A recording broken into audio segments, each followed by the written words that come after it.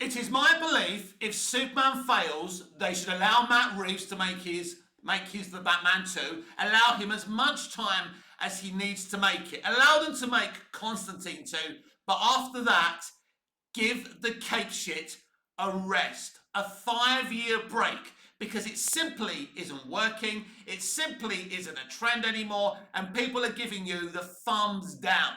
They don't want any more Superman or Batman or cape shit. If Superman fails, that's what they're telling you. They do want Sinners, they do want Minecraft.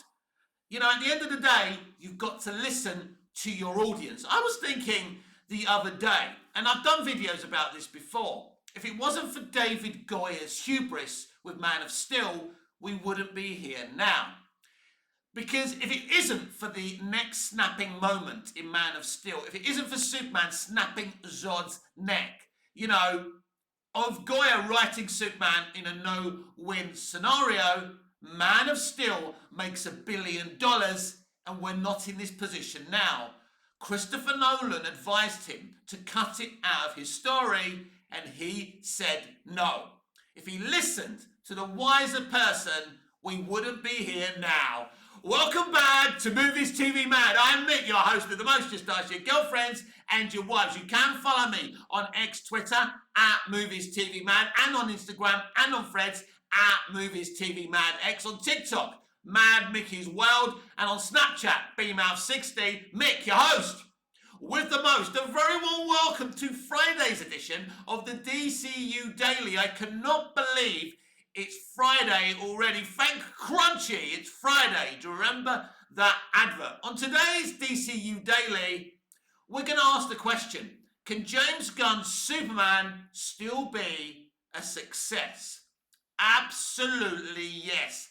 Despite all the negativity online, we do not know what's in the can. We don't know if this potentially could still be a great Superman movie. My advice to you is to ignore the toxicity and negativity online. I'm happy to go over to X Twitter and have some banter with the Snyder fans or the Gun Bros or the Fandom Menace. That's fine. I laugh. I have a good time with it. It's funny. I give my takes and I get in the zone. And I go on the jazz as well. I get excited, and say stuff. We all do. But ultimately, it doesn't matter a bean. And I understand that the Snyder fans are desperate to talk people out of going to see this movie because there's nothing that will get the Snyder fans rocks off more and to hear James Gunn's Superman flops at the box office, right? And we don't know if that's going to happen. So the Snyder fans know what's at stake. James Gunn, WB, DC Studios, David Zaslav all know what's at stake.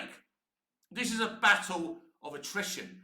And everyone is taking their, it's going to be interesting because everyone's taking their bets. Everyone's trying to go the way they need to go.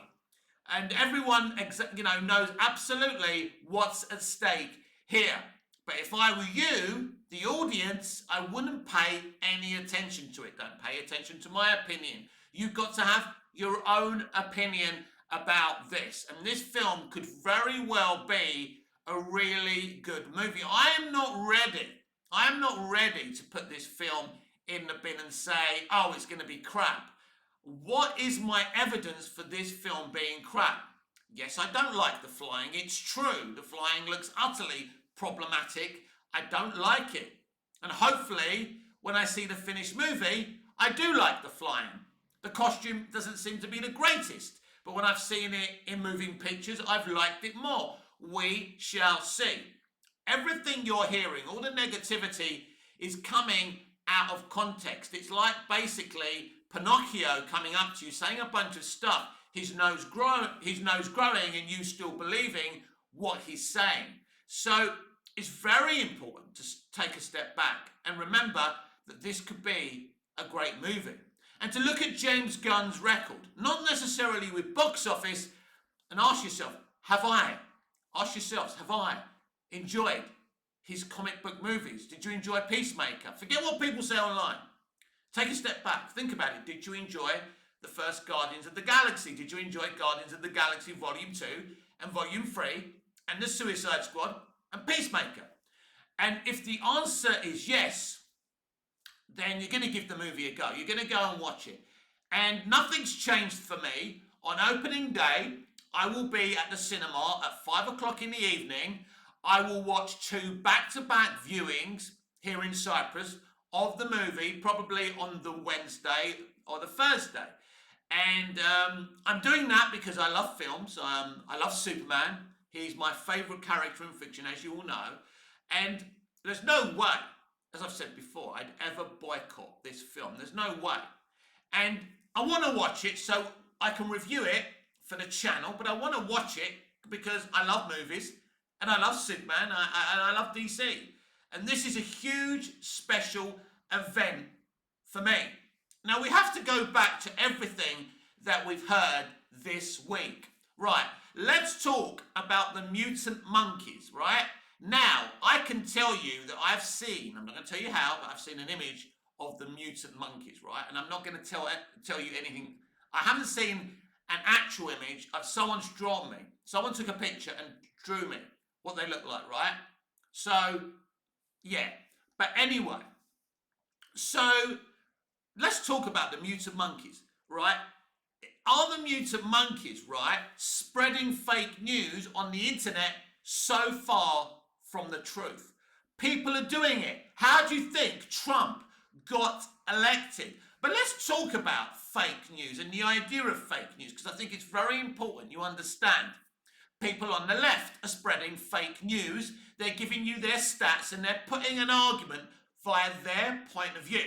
Then the right are spreading fake news and telling you their side of the argument with their points of view, right? So it's a jaded point of view, but it's not an unbiased point of view. So any view with that is biased, and let's be honest, most of us have bias, is fake news.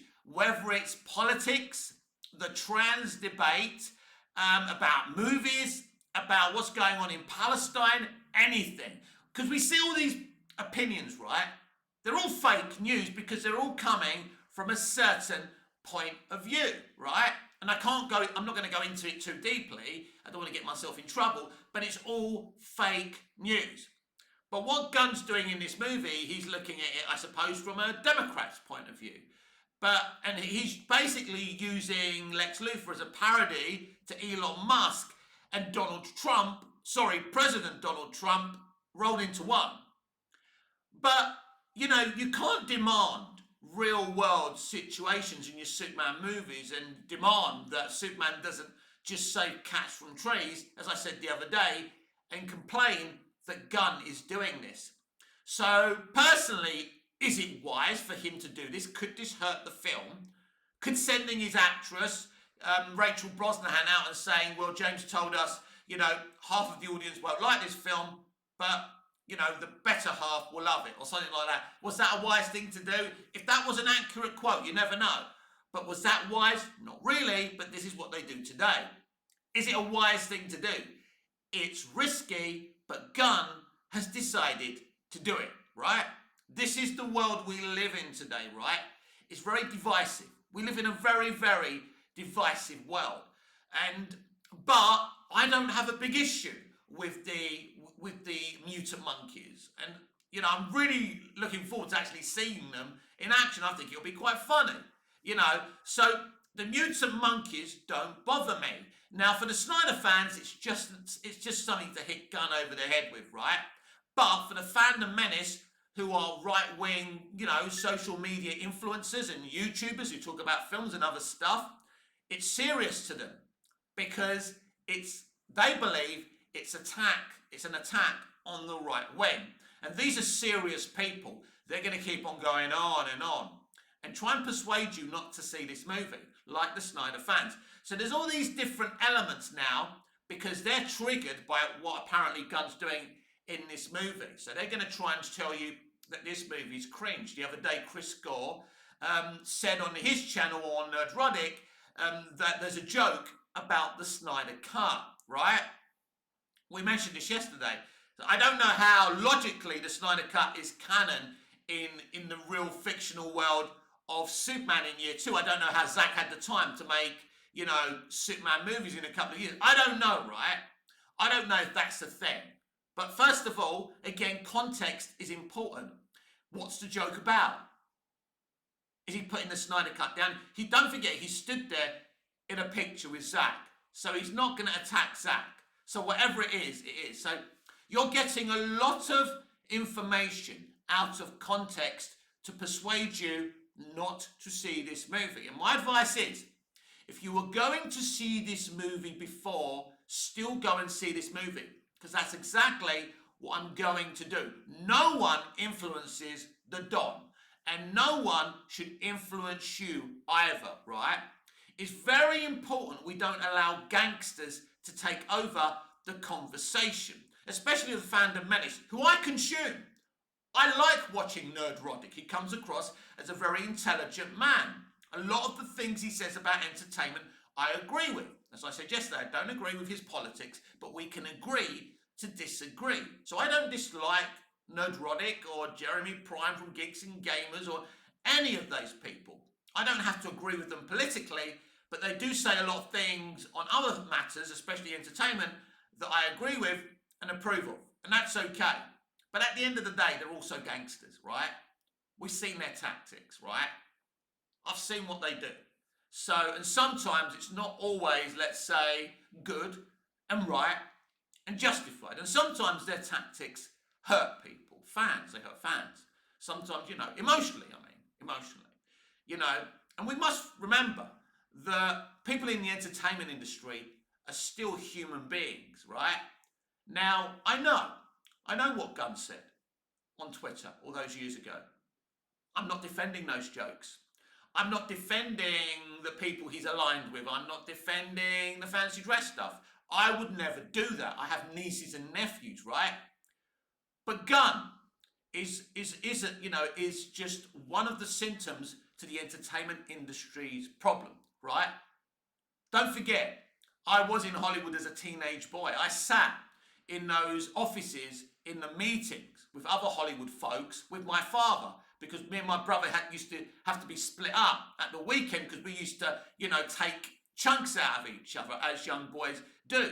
I remember the jokes, the office jokes, which I can't repeat here. It's all normal to them, right? So I know the culture of Hollywood. I understand it. I understand their mentalities. There is a sick, twisted sexual culture to the industry, and we know that. So in a way, you could say, how dare you lecture us about fake news? But they're going to do it because they're so illicitly political, they can't help themselves. And Gunn is a political extremist. Make no mistake about that. He's very, very far left. And you can tell. And he's entitled to his opinion. So he probably does despise his own gender like they do. The irony isn't lost on me that Justin Baldoni, trust all women, believe all women, look what's happened to him, right?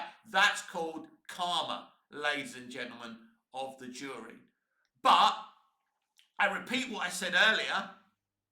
Watch the film. If you were going to watch this film before all this fuss started, still watch this film, because that's what I'm going to do, right?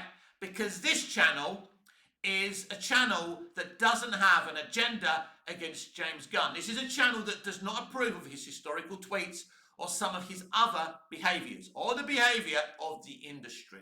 But at the end of the day, right, here's the situation. As far as I know, James Gunn hasn't broken any laws. He's apologised profusely.